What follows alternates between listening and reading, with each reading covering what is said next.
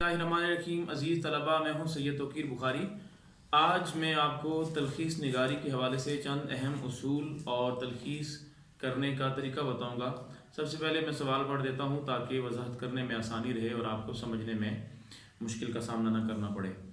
सवाल होता है, इम्तिहान में दर्ज ज़ैल इबारत की तलख़ीस कीजिए और मुनासिब उन्वान भी तहरीर कीजिए। अगर नंबरों के हवाले से तकसीम करूँ तो 2 नंबर होते हैं उन्वान के और 8 नंबर होते हैं तलख़ीस के। हमेशा याद रखें कि जब आपने इम्तिहान में बैठना है, जब कोई भी पेपर हल करना है, तो सबसे पहले आपने उन सवालात के नंबर देखने हैं। वो यकीनन आप सारा साल पढ़ते रहते हैं, आपको अंदाज़ा होता है कि किस सवाल के कितने नंबर होते हैं। तो नंबरों की तकसीम के हवाले से आपने उस सवाल को अहमियत देनी है। तो ये बज़ाहिर एक मुख्तसर सा सवाल है, एक छोटा सा पैराग्राफ आपको दिया गया है, लेकिन नंबरों के हवाले से ये बड़ी अहमियत का हामिल है क्योंकि इसके पूरे 10 नंबर हैं। अच्छा, जो 2 नंबर हैं वो उन्वान के नंबर हैं। कितने उन्वानात के? 1 उन्वान के। बच्चे ये समझते हैं कि 2 उन्वान लिखेंगे तो 2 नंबर मिलेंगे, ऐसा नहीं है, बल्कि सिर्फ आपने उसमें से उसका उन्वान अखज़ करना है, यानी ये बताना है कि ये जो इबारत है ये किस मौजू के मुताल्लिक है। ये कब पता चलती है? जब आप वो पैराग्राफ पढ़ते हैं। तो सबसे पहले मैं आपको एक जुमला बता रहा हूँ, पहले भी किसी वीडियो में बता चुका हूँ, लेकिन फिर चूँकि आज का मौजू हमारा तलख़ीस है इसलिए बता रहा हूँ। तलख़ीस तशरीह का मुतज़ाद अमल है। तलख़ीस और तशरीह दोनों बिल्कुल आपस में एक दूसरे की ज़िद हैं। तशरीह में चीज़ों को फैलाया जाता है, तलख़ीस में समेटा जाता है। बच्चे यही फ़र्क नहीं करते जिसकी वजह से उन्हें इम्तिहान में कम नंबर मिलते हैं। तो तशरीह में फ़र्ज़ करें 5 सतरें हैं तो आपने उनको 15 में फैलाना है, और तलख़ीस में अगर 15 हैं तो उसको 5 में।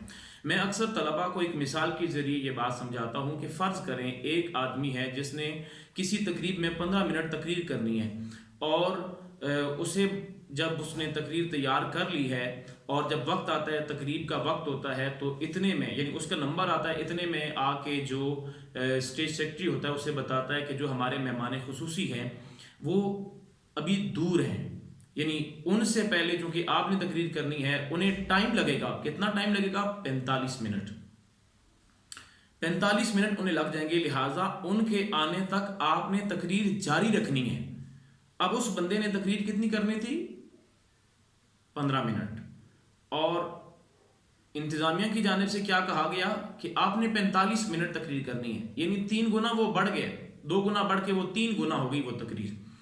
तो अब वो क्या करेगा? वो उसमें अल्फाज का इजाफा करेगा, वो अशार इस्तेमाल करेगा, वो मतलब वक्त गुजारने के लिए बहुत सारी ऐसी बातें करेगा जो शायद उस मौजू का हिस्सा नहीं थी, लेकिन चूँकि उसने वक्त गुजारना है।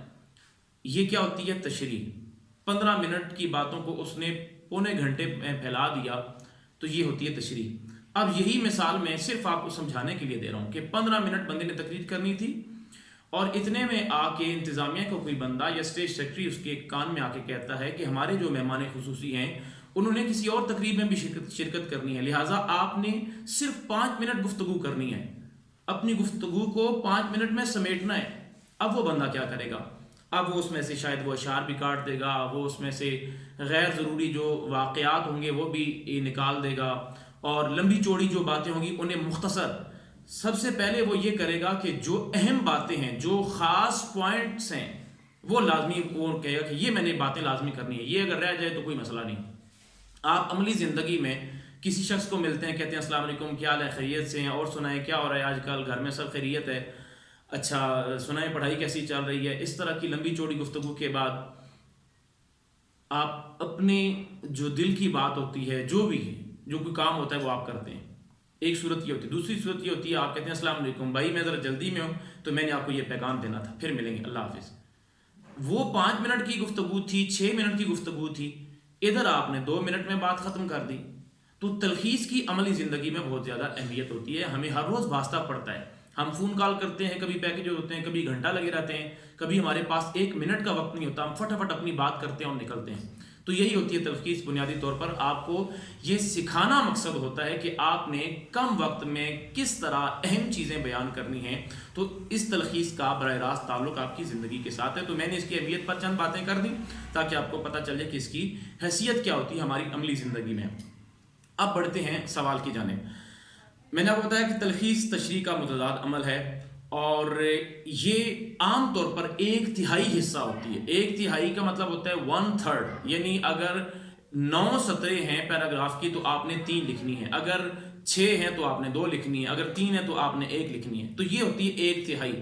تو 1/3 لکھنے کے لیے ہم نے کرنا کیا ہے؟ سب سے پہلے تو آپ نے، چونکہ یہ آخری سوال ہے امتحان کا، اس کے لیے، اس سوال کے لیے آپ کے پاس وقت ہونا چاہیے، کیونکہ اس سے پہلے جتنے بھی آپ سوال کر چکے ہیں آپ کو اندازہ تھا کہ پیپر میں کیا آئے گا، کس طرح کے سوال آئیں گے. آپ سابقہ پیپر دیکھتے ہیں، لیکن اس پیپر میں اس سوال کو حل کرنے کے لیے آپ کو کوئی اندازہ نہیں تھا. کہیں سے بھی کوئی پیراگراف اٹھا کے دیا جا سکتا ہے، لہٰذا آپ نے بالکل پریشان نہیں ہونا.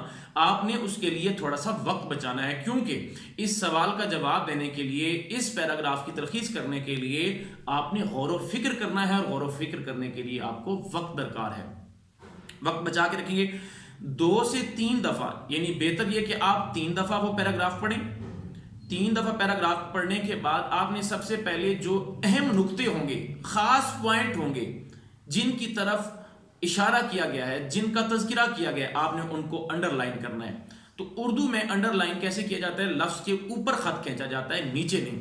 انگریزی میں انڈر لائن کا مطلب ہوتا ہے لفظ کے نیچے لکیر کھینچنا، اردو میں اس کا مطلب ہوتا ہے کہ لفظ کے اوپر خط کھینچنا. تو آپ نے اہم نکات کتنے ہوں گے؟ زیادہ سے زیادہ 2 سے 3 ہوں گے، اس سے زیادہ نہیں ہوتے، کیونکہ ایک موضوع ہوتا ہے جس کے گرد وہ سارا پیراگراف گھوم رہا ہوتا ہے، وہی آپ کا عنوان ہوتا ہے. آپ نے جب پہلی دفعہ پڑھا، آپ نے اسے غور سے سمجھنا ہے، پڑھنا ہے. دوسری دفعہ آپ نے اس کو انڈر لائن کیا، اسے خط کشیدہ کر لیا. تیسری دفعہ جب آپ پڑھیں گے تو ساری چیزیں آپ کے سامنے واضح ہوں گی، آپ کو اس کا مطلب بھی معلوم ہو جائے گا، اور آپ نے جو خط کشیدہ الفاظ ہوں گے انہیں آپ نے پھر تلخیص میں بیان کرنا ہے. یہاں میں ایک بات کر رہا ہوں کہ جو آپ نے لفظ انڈر لائن کیے ان کے اندر ہی عنوان چھپا ہوتا ہے، یعنی ان الفاظ پر آپ نے غور کرنا ہے کہ ان میں سے کون سا مناسب عنوان آپ نے لکھنا ہے. چلیں عنوان کی بات چونکہ میں آخر میں بتاؤں گا. جب آپ نے پیراگراف پڑھ لیا، عنوان کا فیصلہ آپ نے آخر میں کرنا ہے. ابھی آپ نے تلخیص لکھنا شروع نہیں کی، ابھی آپ پڑھ رہے ہیں، ابھی آپ انڈر لائن کر رہے ہیں. آخر میں آپ نے، یعنی جب آپ نے سارا کچھ پڑھ لیا، جب آپ نے الفاظ انڈر لائن کر لیے، پھر آپ نے غور کرنا ہے کہ اس کا عنوان کیا ہو سکتا ہے. ٹھیک ہے؟ لکھنا عنوان سب سے اوپر ہے، یعنی تلخیص جب آپ شروع کریں گے تو سب سے اوپر آپ عنوان لکھیں گے، عبارت کا عنوان لکھیں گے. لیکن وہ جو عنوان ہے وہ کب آپ نے معلوم کرنا ہے؟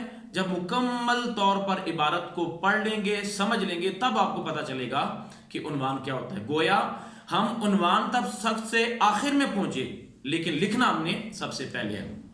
اچھا، آپ نے یہ سارا کام کر لیا. تلخیص لکھنے کے لیے، یعنی میں نے بتا دیا کہ 1/3، 1/3 حصہ آپ نے لکھنا ہوتا ہے. تو 1/3 حصہ لکھنے کے لیے، دریا کو کوزے میں بند کرنے کے لیے، تمام قصے، کہانیاں، غیر ضروری باتیں، غیر ضروری نکات، آپ نے ان سے اس عبارت کو بچانا ہے. اور اس کے علاوہ اپنی طرف سے آپ نے بھول کر بھی کسی چیز کا اضافہ نہیں کرنا. سب سے پہلے جب آپ تلخیص لکھنا شروع کریں تو اس وقت آپ نے عبارت کی ترتیب کا خاص خیال رکھنا ہے، یعنی جس ترتیب سے جو پوائنٹ، جو نقطہ بیان ہوا ہے اسی ترتیب سے آنا چاہیے. بے ترتیبی کی کیفیت نہیں ہونی چاہیے، ورنہ آپ کو نمبر نہیں ملیں گے. اسی ترتیب سے آپ نے تلخیص کرنی ہے، اور غیر ضروری جو نکات ہیں، جو صرف اس عبارت میں اضافے کا سبب ہیں، ان سے آپ نے گریز کرنا ہے. اپنی طرف سے کوئی تبصرہ نہیں کرنا، کوئی اپنی رائے نہیں دینی، کیونکہ اس میں تشریح کی طرح کوئی گنجائش نہیں ہوتی. تشریح میں آپ جو مرضی بیان کرتے ہیں، لیکن یہاں بالکل آپ کو یہ اجازت نہیں دی جاتی کہ آپ اپنی طرف سے اس میں کوئی رائے یا تبصرہ دیں. اس کے علاوہ وہ جو عبارت ہوتی ہے وہ مشکل ہوتی ہے، آپ نے کیا کرنا ہے؟ اسے آسان الفاظ میں بدلنا ہے. یعنی آپ نے سمجھنا ہے کہ میں کسی ایسے شخص کو بتا رہا ہوں جس کو اس کا مطلب نہیں پتا. آسان لفظوں میں. طویل جملے ہوتے ہیں، آپ نے ان کو مختصر کرنا ہے. یعنی 1/3 حصہ لکھنے کے لیے آپ نے لفظوں کو سمیٹنا ہے. میں آگے چل کے بتاتا ہوں کہ وہ کیسے سمیٹا جاتا ہے. اسی طرح تشبیہات، استعارات، محاورات اور ضرب الامثال وغیرہ یہ چیزیں ہوتی ہیں عبارت میں، حسن کے لیے، رنگینی بیان کے لیے ہوتی ہیں. ان چیزوں سے آپ نے بچنا ہے، کیونکہ اس طرح پھر آپ کی جو عبارت ہے وہ مشکل ہو جائے گی، ثقیل ہو جائے گی. آپ نے مشکل کو آسان کرنا ہے اور طویل کو مختصر کرنا ہے. اسی طرح عبارت میں بعض اوقات ایسا ہوتا ہے کہ مترادف الفاظ استعمال ہوتے ہیں، مثلا عزت و عظمت یہ مترادف ہے، شان و شوکت یہ مترادف ہے۔ آپ نے اگر مترادف الفاظ استعمال ہوئے ہیں، 2 استعمال ہوئے ہیں، 4 ہوئے ہیں، تو آپ نے کوشش کرنا ہے کہ اس کو عبارت کو مختصر کرنے کے لیے 2 کی جگہ 1 لفظ لکھنا ہے، مترادفات سے بچنا ہے۔ اسی طرح اگر بات کی جائے کہ تشریح میں جس طرح ہم قول نقل کرتے ہیں، کوئی کہاوت لکھ دیتے ہیں، قرآن پاک کی آیت لکھ دیتے ہیں، حدیث لکھ دیتے ہیں، یا حوالے کا شعر لکھ دیتے ہیں، تو تلخیص میں ایسا کرنا بہت معیوب سمجھا جاتا ہے، بہت بڑی غلطی سمجھا جاتا ہے، اور غلطی کی سزا نمبر کاٹنے کی صورت میں دی جاتی ہے۔ اور اب میں آپ کو بتانے جا رہا ہوں کہ آپ نے تلخیص کرنی کیسے۔ میں نے صرف نمونے کے طور پر ایک جملہ لکھا ہوا ہے، آپ نے اس پر غور کرنا ہے، یعنی کوئی بھی عبارت آ جائے تو آپ نے پریشان نہیں ہونا، صرف آپ کو سمجھانے کے لیے میں نے ایک جملہ لکھا ہوا ہے، اس پر غور کریں۔ میں نے لکھا ہے، اوپر لکھا ہوا ہے عبارت: انسان کی رفعت و بڑائی اس بات کی متقاضی ہے کہ وہ تعلیم کے میدان میں اپنی قابلیت و لیاقت کے جوہر دکھائے۔ آپ دیکھ سکتے ہیں کہ جملہ طویل بھی ہے، اس میں مترادف الفاظ کیا ہیں، یہ جس طرح لکھا ہوا ہے رفعت و بڑائی اور قابلیت و لیاقت، یہ مترادف الفاظ ہیں، ان کا استعمال کیا گیا ہے، تو ان سے آپ نے بچنا ہے، ان کو مختصر کرنا ہے۔ پھر یہ جملہ 3 سطروں پر مشتمل ہے، اور اس میں دیکھیں کہ نسبتاً یہ تھوڑا مشکل ہے۔ آپ نے کیا کرنا ہے، اس کو مختصر کرنا ہے، اور دوسری ذمہ داری کیا ہے آپ کی، کہ آپ نے اسے آسان لفظوں میں پیش کرنا ہے، مختصر کرنا ہے اور آسان لفظوں میں پیش کرنا ہے، اور اتنا مختصر کرنا ہے کہ وہ عبارت کا اصل عبارت کا 1/3 یعنی 1/3 1/3 حصہ بن جائے۔ اب دیکھیں میں نے کیا کیا ہے، نیچے میں نے لکھا ہے تلخیص، یہ صرف آپ کو سمجھانے کے لیے ایک جملہ ہے، کوئی بھی پیراگراف آ جائے آپ نے یہ باتیں ذہن میں رکھنی ہے، انشاءاللہ العزیز آپ کے وہ جو 10 نمبر ہیں وہ ضائع نہیں ہوں گے، اور آپ پورے نمبر لینے میں کامیاب رہیں گے۔ سب سے پہلے کیا لکھا ہوا ہے، انسان کی رفعت و بڑائی۔ رفعت کا مطلب بلندی ہوتا ہے، بڑائی کا مطلب عظمت ہوتا ہے، تو میں نے کیا اس کو تبدیل کیا، عظمت انسانی، یعنی مطلب اس کا ہوتا ہے انسان کی عظمت۔ اوپر دیکھیں انسان کی رفعت و بڑائی، 4 الفاظ تھے، نیچے کتنے آئے، عظمت انسانی، مختصر ہو گئے۔ اس بات کی متقاضی ہے کہ وہ تعلیم کے میدان میں اپنی قابلیت و لیاقت کے جوہر دکھائے، یعنی انسان کی عظمت اس بات کا تقاضا کرتی ہے انسان سے کہ وہ میدان تعلیم میں اپنا آپ منوائے، اپنی حیثیت دکھائے، اپنی قابلیت کا اظہار کرے، یہ ہے بنیادی بات۔ اب یہاں پہلے تو آپ نے انڈر لائن کرنا ہے اس کو، انسان کی رفعت و بڑائی، یعنی انسان کی بات ہو رہی ہے، اس کی عظمت کی بات ہو رہی ہے۔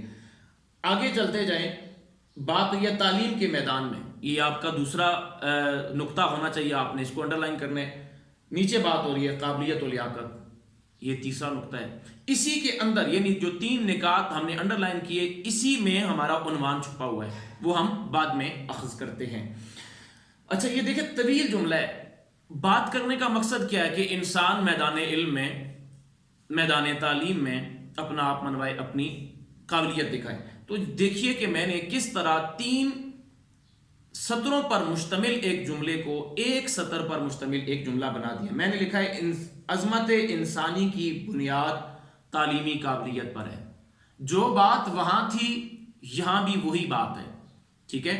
آپ نے آسان لفظوں میں لکھنا ہے، اور اپنی طرف سے کوشش یہ کرنی ہے کہ اس کو کوئی ایسا لفظ دینا ہے جو وہاں عبارت میں نہ ہو، مزید اس سے آسان ہو۔ تو یہاں کی بنیاد، اس کی جگہ پر آپ کا انحصار بھی لکھ سکتے ہیں، مثلا عظمت انسانی کا انحصار تعلیمی قابلیت پر ہے، تو یہ ہوتی ہے طلبہ تلخیص۔ 1/3 3 سطروں کو 1 سطر میں لکھ کر میں نے آپ کو بتا دیا کہ کیسے ہم نے ان نکات کو مختصر الفاظ میں بیان کرنا ہے۔ نیچے آپ کے سامنے ہے عنوان، میں نے بتایا تھا کہ یہاں سے عنوان ہم نے اخذ کرنا ہے، تو جو رفعت و بڑائی ہے اس کا مطلب عظمت ہوتا ہے، پہلا عنوان نے لکھ دیا انسان کی عظمت۔ تو جب آپ نے عنوان لکھا، اس کے نیچے آپ نے تلخیص لکھی، اور اس کے بعد بعض بچے متبادل عنوان لکھتے ہیں، اس میں کوئی حرج نہیں ہے، لیکن اس کے کوئی اضافی نمبر بھی نہیں ہے۔ اگر آپ 2-3 عنوانات میں الجھے ہوئے ہیں، ایک عنوان ہی اگر آپ صحیح لکھ دیں تو آپ کے نمبر ضائع نہیں ہوں گے. لیکن بعض اوقات ایسا ہوتا ہے کہ ایک عبارت کے کئی عنوان بن رہے ہوتے ہیں اور سارے صحیح ہوتے ہیں، تو ایسی صورت میں آپ نیچے لکھ دیں متبادل عنوان یا دیگر عنوانات، یہ آپ کی مرضی پر منحصر ہے. بعض بچے کیا کرتے ہیں کہ وہ لفظ گنتے رہتے ہیں، اتنے الفاظ، اور نیچے لکھتے ہیں تلخیص شدہ الفاظ، اوپر عبارت کے الفاظ لکھے، نیچے تلخیص شدہ الفاظ لکھے، تو وہ الفاظ کے چکروں میں الجھے رہتے ہیں، وقت ضائع ہو جاتا ہے، اور جو بات کرنے والی ہوتی ہے وہ کرتے نہیں ہیں. وہ سمجھتے ہیں کہ صرف لفظ کم کرنا تلخیص کہلاتا ہے. ایسا نہیں ہوتا، بلکہ لفظ کم کرتے ہوئے عبارت کی ترتیب اور اصل میں جو موضوع ہوتا ہے اسے بیان کرنے کا نام تلخیص ہے. اگر آپ کے پاس وقت ہے، آپ وہ اصل الفاظ بھی لکھ دیں عبارت کے، اور اس کے جو دیگر کیا کہتے ہیں اس کو تلخیص شدہ الفاظ ہوتے ہیں مختصر، وہ بھی لکھ دیں، اس میں کوئی حرج نہیں. یہ چیزیں ویسے اس کے حسن میں پیشکش میں اضافہ کرتی ہیں، لیکن اگر آپ یہ نہیں لکھتے تو ایسا نہیں ہوگا کہ آپ کے نمبر کٹ جائیں گے. اور آخری بات میں آپ کو یہ کہوں گا کہ آپ نے، چونکہ آخری سوال ہوتا ہے اور بہت مختصر لکھنا ہوتا ہے، اس لیے خوبصورت پیشکش کے ساتھ، خوش خطی کے ساتھ آپ لکھیں تاکہ اس سوال کے آپ کو پورے نمبر ملیں. مجھے دیجیے اجازت. اللہ حافظ.